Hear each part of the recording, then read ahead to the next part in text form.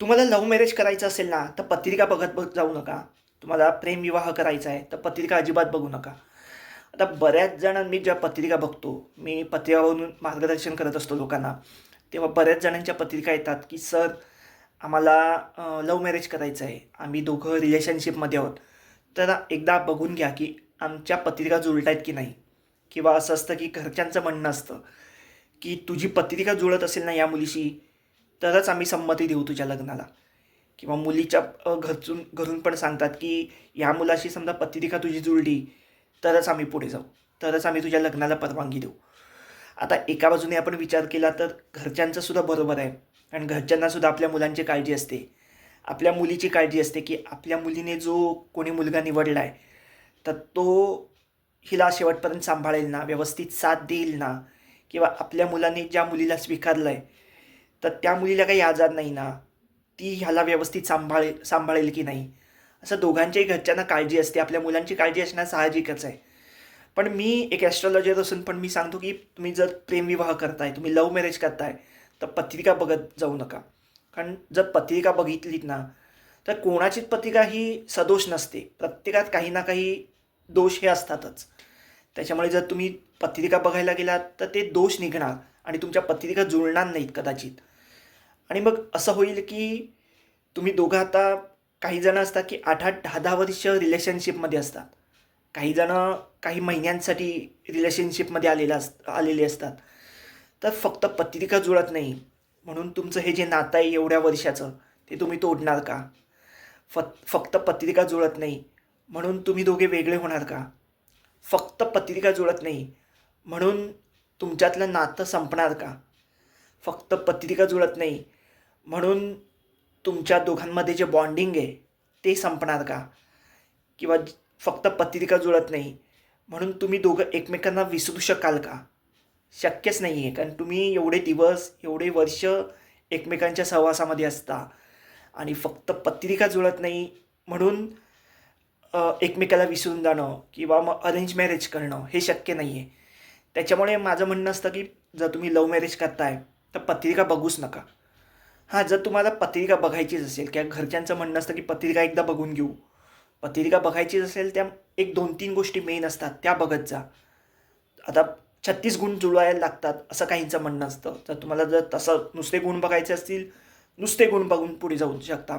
जर नाही, तर माझी पद्धत अशी आहे, की मी गुण आणि दोघांच्या पत्रिका समोर ठेवून बघत असतो, की दोघांचं आयुष्य चांगलं आहे की नाही.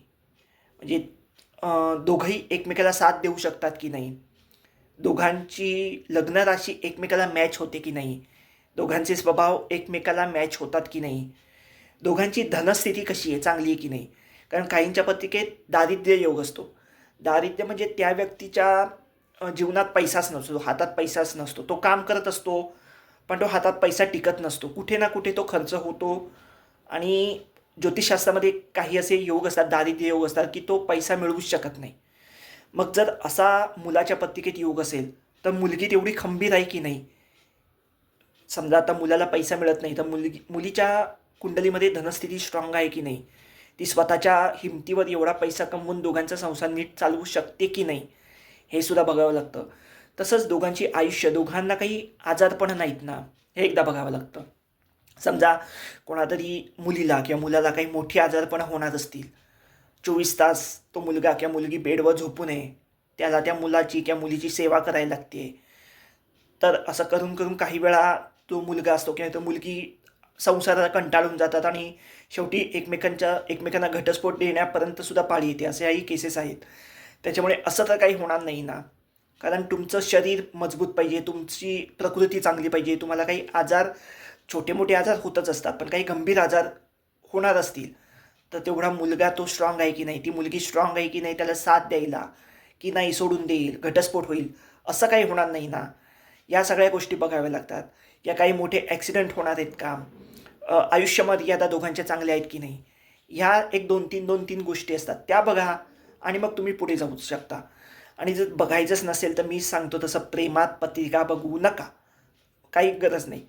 कारण प्रेमात पत्रिका बघायला गेलात, की काही ना काही दोष हा निघणारच आहेत. मग ते असं होईल, की आमचं सगळं व्यवस्थित आहे. आम्ही एकमेकाला खूप वर्ष, खूप दिवस ओळखतो आहे. पण फक्त पत्रिका जुळत नाही आहे म्हणून आम्ही लग्न करू शकत नाही किंवा पत्रिका जुळत नाही म्हणून घरचे आम्हाला आमच्या लग्नाला नकार देत आहेत. तर असं करू नका. मी तर म्हणतो पत्रिका न बघता लग्न करा. आणि पुढे काही अडचणी, संकट ही प्रत्येकाला येतात, फेस करायच लागतात. जी काही संकट येतील, ज्या काही अडचणी येतील, दोघांनी मिळून एकमेकाला सांभाळून घ्या. दोघांचा संसार तुमचा चांगला चालू शकतो. त्याच्यामुळे जर गरज नसेल, लव्ह मॅरेज करताय तुम्ही, प्रेमविवाह करताय, करायचा असेल, तुमची इच्छा असेल, कुंडलीत योग असेल, तुमचं लव्ह मॅरेज होणारच आहे, त्यात शंका नाही. पण मग त्या स्थितीमध्ये शक्यतो पत्रिका बघत जाऊ नका. हां, जर अरेंज मॅरेज करायचं असेल तुम्हाला, तर आपण व्यवस्थित चौकशी करून पुढे जातो, ती गोष्ट वेगळी. पण लव्ह मॅरेज करताय, प्रेमविवाह करताय, तर शक्यतो पत्रिका बघू नका. जर तुम्हाला पत्रिका बघायची असेल, काही तुमचे प्रश्न असतील तुमच्या कुंडलीबाबत, तर तुम्ही माझ्याशी कन्सल्ट करू शकता. माझं इंस्टाग्रामवर चॅनेल आहे, यूट्यूबला चॅनेल आहे, फेसबुकला आहे. तुम्ही कुठेही मला कॉन्टॅक्ट करून तुमची पत्रिका बघू शकता. मी म्हटलं तसं फक्त प्रेमात पत्रिका बघू नका, वरवर पती बघा आणि पुढे जाऊ शकता. बाकी काही शंका असतील, आपल्या चॅनेलवर तुम्ही नवीन असाल, व्हिडिओ आवडला असेल तर लाईक, शेअर आणि सबस्क्राईब करायला विसरू नका. All the best.